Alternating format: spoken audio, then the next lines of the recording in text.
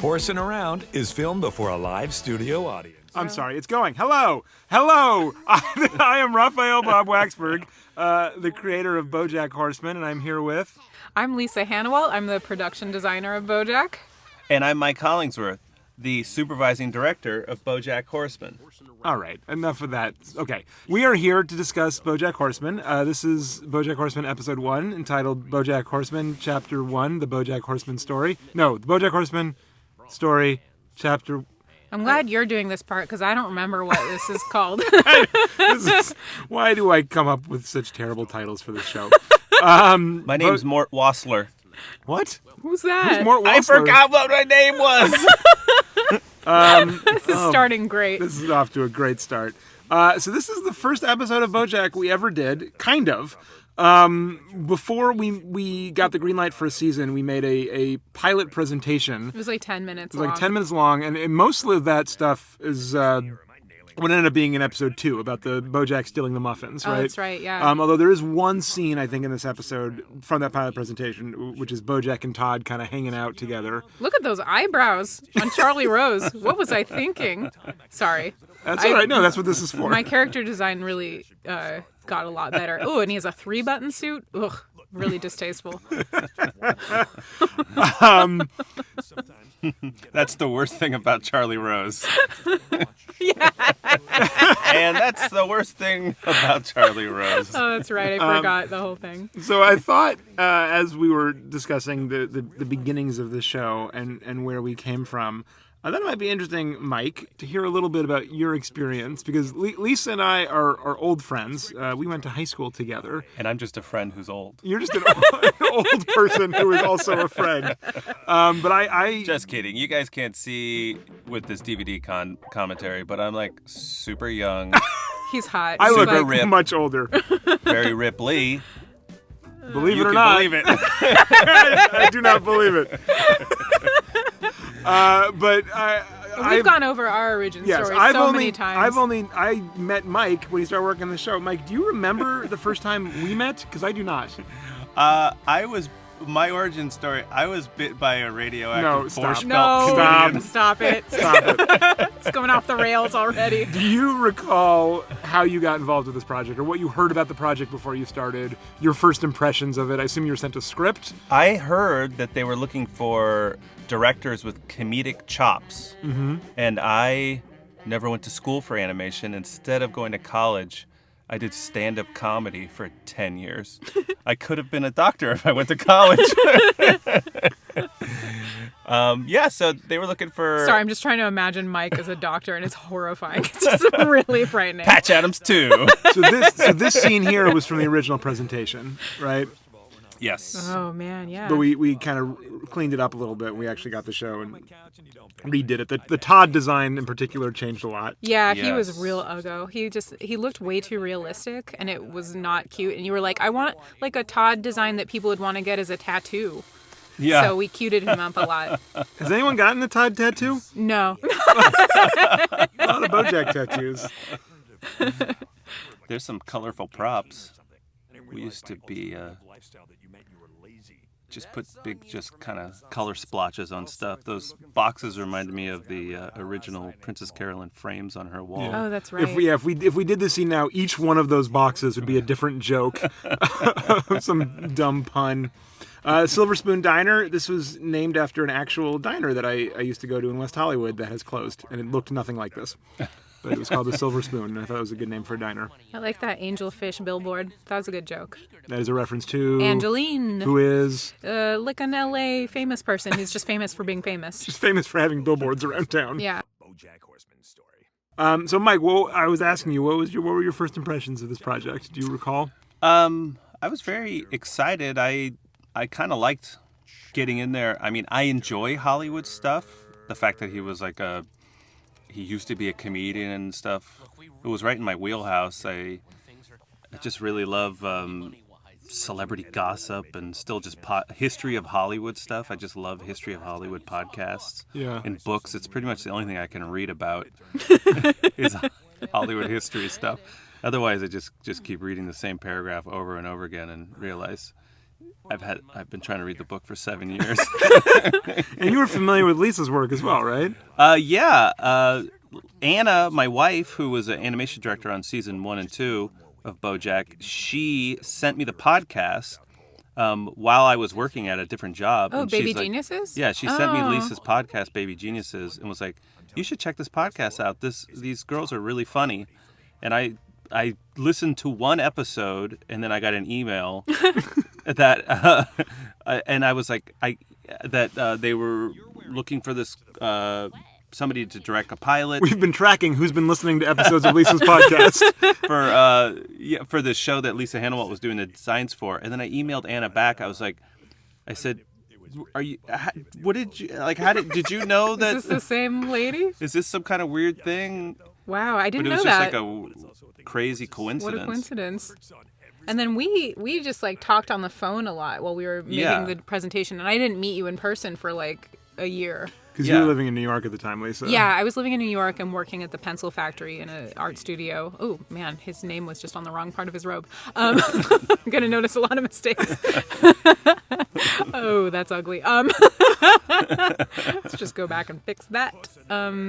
And then, yeah, we just would talk on the phone for like hours while designing this thing. Yeah, I And remember. You were teaching me stuff. Like, I didn't know that when you're drawing like furniture in an animation, you have to draw the background behind the furniture. So that if you move the furniture, there's still stuff there. Like, Which we do often on the show, is move the furniture around. I didn't know that. I remember the first time I met you in person was at a book signing of yours at Skylight Books in Los Angeles.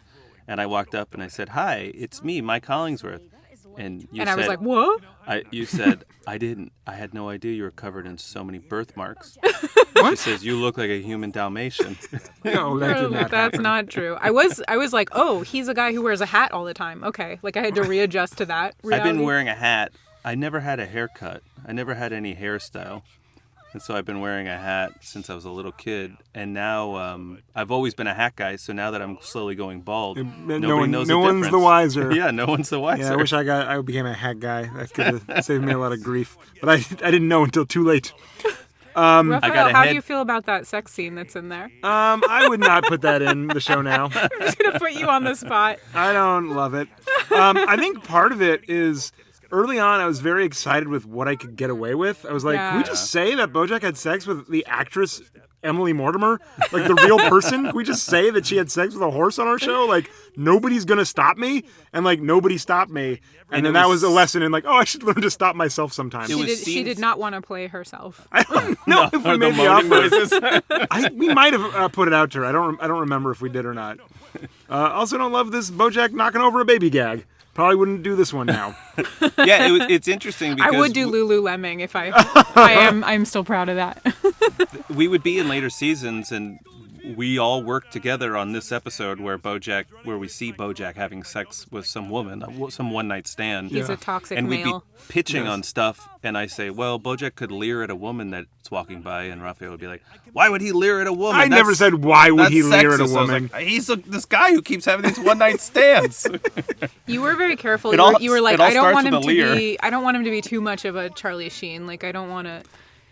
Yeah, I think there was a balance of trying to like make him a little bit of a cad without that being like the main thing about him, or feeling like we were leering at characters. You know, I think like some of the boards, Mike, you're talking about, it felt like we would kind of like draw this sexy lady to walk by for BoJack to stare at, and it just didn't quite feel. Storyboarders love doing sexy comic book ladies. Yeah, and then I go in and I make them all more normal looking. I'm leering right now at Mr. Peanut Butter, who we're meeting for the first time. Yeah. He was not in the presentation pilots. That's right. This background also, there's a story behind it. Oh God, we got the animation back in the. Was it BoJack's head was too close to the background color? So the original, this wasn't a purple restaurant. It was beige. It was beige, and in fact, I think you can still see it in the flashback in 108 when BoJack and Herb are working in this restaurant. Ooh, spoiler. It has a different look, and that was the original design of this restaurant that we were still able to use for something. We had to like scramble to change the colors of it to make it look nicer. Because when the episode came back, I remember watching the animation and being like, this looks bad. And like talking with Steve, one of our executive producers, like outside, I think we were in Margarita Mix for some reason. Mm-hmm. I remember saying like, are we allowed to change it? Can we, like, 'cause we've been so pushed this whole season, like so stressed, and like everyone's been working so hard, but like we're in that restaurant for so much of this episode, and it just doesn't look good. So much of these early seasons too. What can we do? And then I think we fixed it. I don't know. We fixed it. It was a scramble, but we did it. We did it. And I think it looks much better, especially considering how much in the coming years we spent in that restaurant. It's nice that it was good. A scramble, though. And that was all one big flashback. That whole, like, the last 8 minutes of show. The fountain outside Elefante was, like, I think it's like my first big flex as an art director. I was like, I want a baby elephant sculpture peeing into an alligator's mouth. And I felt so powerful. Were you waiting for someone to tell you no and it never happened? Or never happened. Nobody told me no, and it was a delicious feeling. Mm-hmm. Sticky pink is another decision I made that I'm very proud of. No regrets there. I'm just constantly sneaking disgusting things into your show. No! Well, yes, I think as I've gotten more and more comfortable with not being disgusting, I think you've gotten more and more comfortable with being disgusting. Yeah. I'm looking at all these beer bottles. At a certain point in season 1, I had an epiphany, like, we need to have our show Duff beer. Yeah. Yeah, our brand. I came up with that Buck beer. That was good. That's a good one. We also have, later this season, we introduced Guten Bourbon, which is a bourbon, but I guess it also comes in a can, because I think as the show progresses, we just have Guten Bourbon cans lying around. Like, are people really just knocking back these cans of bourbon? Gotta reuse those props, baby. Look at those background characters. What are they doing? Never noticed them before. One of them's Roxy. Yeah, Roxy. Second pile of crap and then crapped out a third pile of crap. Wait. So, which pile of crap do I look like? The third one. What? That's the worst one! That's a This good piece part of they business. actually recorded together. Is that right? Yeah. Really? Amy Sedaris and Will Arnett did it together Well, over like, at Margarita Mix. over the phone? It's a rare thing for our show. Yeah, we usually, I think But I maybe remember at the beginning because we wanted to get that chemistry, maybe. Yeah. They have, they go way back, Yeah, being Yeah. comedy. I think that was part of the reason they both wanted to do the show is they were looking to work together on something. And so Yeah. it was, once, I don't remember if we got Will first and that got us Amy, or we got Amy first and that got us Will.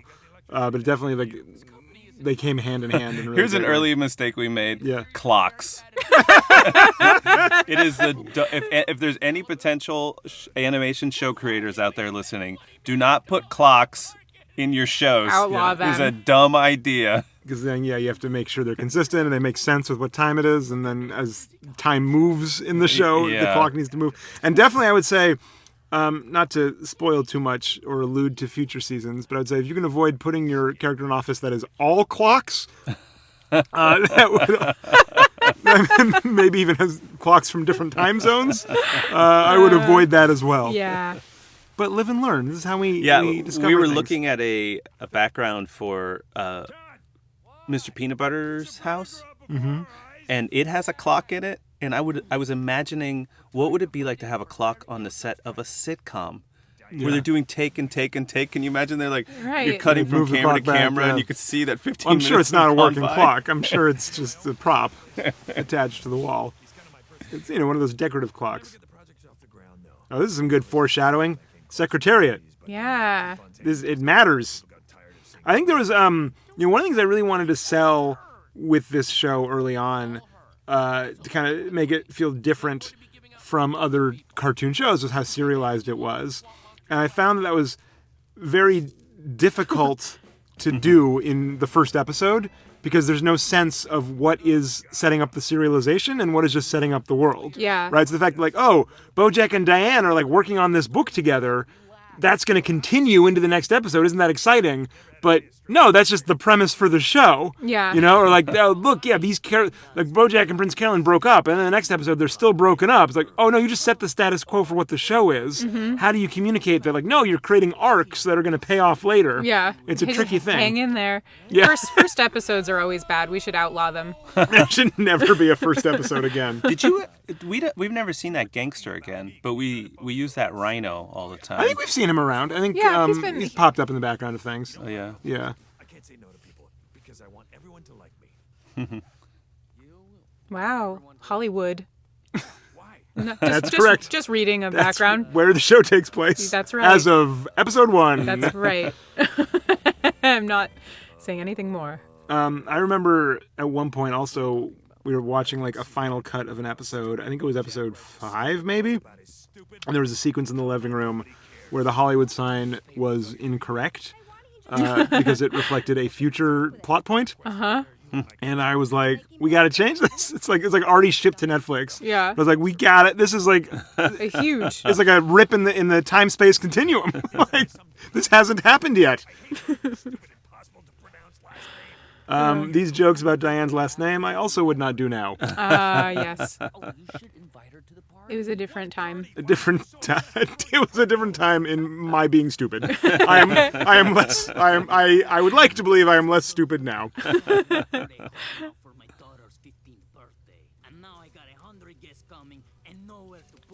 I think this is also a thing we've done less and less of, although I still like it. These kind of implications that Todd has gone on all these adventures that we only get hints of. Yeah. He really has a life outside of this show. Yes, a has terrifying, bizarre life. He always gets by. He somehow always lands on his feet, much like Princess Carolyn.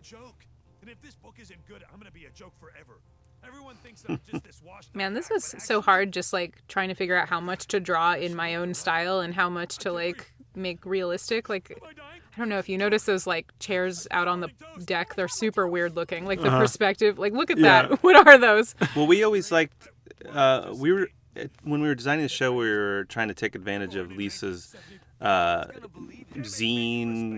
graphic novel, indie comic cred. But I was like, and we wanted to have a falling perspective. Yeah. A lot of your illustrations kind of have a falling perspective. but it would be super hard to And then we got animate into on it. production, and Right. we were like, all of these characters look like they're going to slide down. Yeah, it didn't work at all. Yeah, and it's what tough about, when you're walking around. can you talk about the watercolor texture on BoJack's face? Yeah, 'Cause I that's- remember that was a conversation also. Yeah, we wanted it to look more like my personal work, which had a lot of texture and stuff, and it wasn't digital. It was mostly handmade. So I literally made a watercolor texture by hand and scanned it in, and we kind of used that. Our intention was to create a show that looked like a graphic novel, Yeah. which was, we in many ways we were successful, but it was very difficult to do in the production of a show that's now in its sixth. Yeah. Getting a making handmade, its sixth season. getting a hand-drawn look is actually like an extra step. It's much Yeah. harder than drawing just straight lines everywhere. So we kind of gave up on a lot of that. But I think a lot of the background details and characters have that sort of hand-drawn touch. They're not quite, like symmetrical, which Yeah. helps. Look at his glasses. They don't have stems. How are those holding on there? Are they just painted on his face? And He just drew them on with a marker. He wanted to came look out of smart. a whole pig-colored hallway. he was looking through some binoculars earlier, and they were prank binoculars. It's a birthmark. I put it in. It's modeled after one of my many birthmarks. He's part raccoon. I feel that. Oh, no, he just adjusted his glasses. Nope. I can adjust some of my birthmarks. Stop. I slide them it. around. Stop it. How dare you? I want to talk a little bit about the background gags on this show, which the show has become increasingly famous for in some circles. Because I feel like I was hesitant about patience. them. That's the circles. At the beginning. I feel like that is really the two of you, the magic that you brought to the show. And I think I remember specifically in the presentation. This is just one of my favorite things. great. This guy who looks What's like a tail? frog. What is she putting on that donkey? Oh no, we fucked up. Wait, but in this universe, what do they think they're doing with that tail? And then we also effed up. Lisa swore on the commentary. That's allowed. it. Now they can't sell this DVD No, in it's the okay. Vatican You get one a gift shop. season. You get one commentary swear a season. Oh my god, I used that it was up that was already. the one. But I remember there's a scene in the presentation, which is now in episode 2, where BoJack goes to the supermarket, and it's Javon's, which is like a play on John's and Vaughn's, which are Yeah. two different supermarkets. And I was nervous about that one. Why? Because this sounds so stupid based on the show that I created, but I really wanted to sell that this took place in the real world. Yeah. Even though it was talking animals. Like I wanted it to feel grounded and real, Like, I didn't want it to feel like it took place in Springfield. I wanted to feel like it took place more like in the critics' New York. Yeah. Which felt more lived in and real. And canceled. And canceled. I mean, and it's a hard distinction because, yes, in many ways the show is very goofy and cartoony and silly. But I was nervous about, and I think I was wrong to be nervous because I think actually what we found is that look at all these wonderful background characters and look at that great empty world.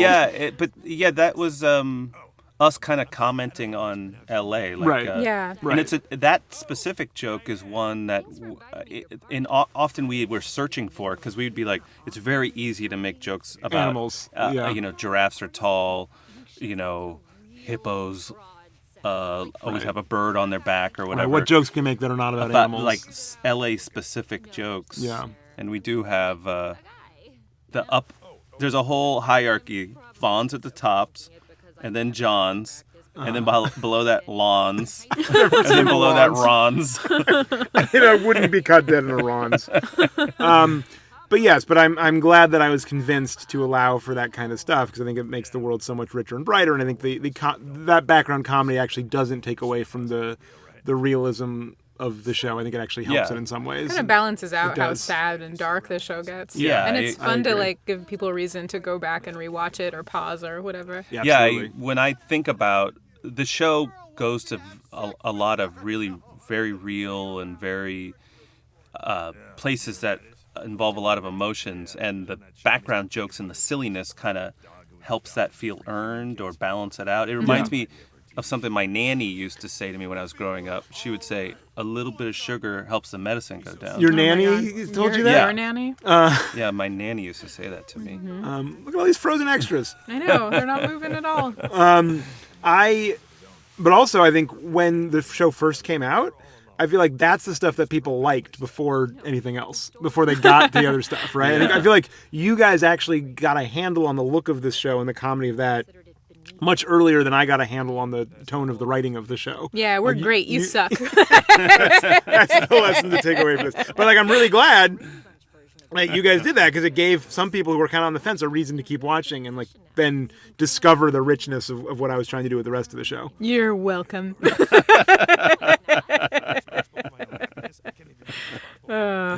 We've had a lot of fun doing that for sure. Wheat lumps. And I think also part of the That would reaction, be an animal joke in season 5.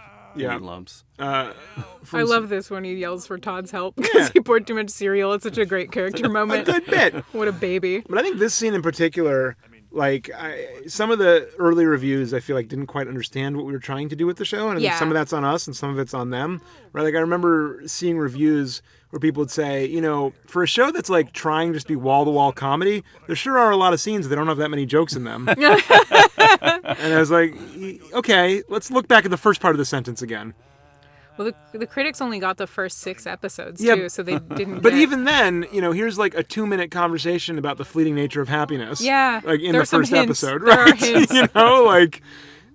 I think if you're paying attention, the show clearly has bigger things on its mind, but I think what I didn't account for is I think the expectation based on the viewer's experience of what adult animation has been is so strong in people's heads before this that there's some of that in here, and I think that stuff was given more weight by the viewer than I expected because it conformed to what they thought the show was going to be. Yeah. And it But made also them miss vomit jokes. Exactly, that's what I'm saying. We had that stuff in here, right? And I thought it's going to be fun because it's going to be kind of that thing, but also this other thing. But I think because people were looking at this thing, right, this part of it, it made them not notice the other thing we were also trying to do. And if I were doing it again, I feel like a little bit of this kind of thing goes a long way. And I think especially because of the built-in expectation, you don't need as much of that. This part is so gross. Could anybody pay attention to what Raphael was saying through all that vomiting? I did it to myself. I really did it to myself. Your character was just throwing up all over your points. A lot of things I do differently. but hiring you two is not one of them. Aww, hooray. And now you can't get rid of us because we have so much dirt on you. That's right. That's true. He's filthy. No, I'm not. No, I meant literally with dirt. Oh, yes.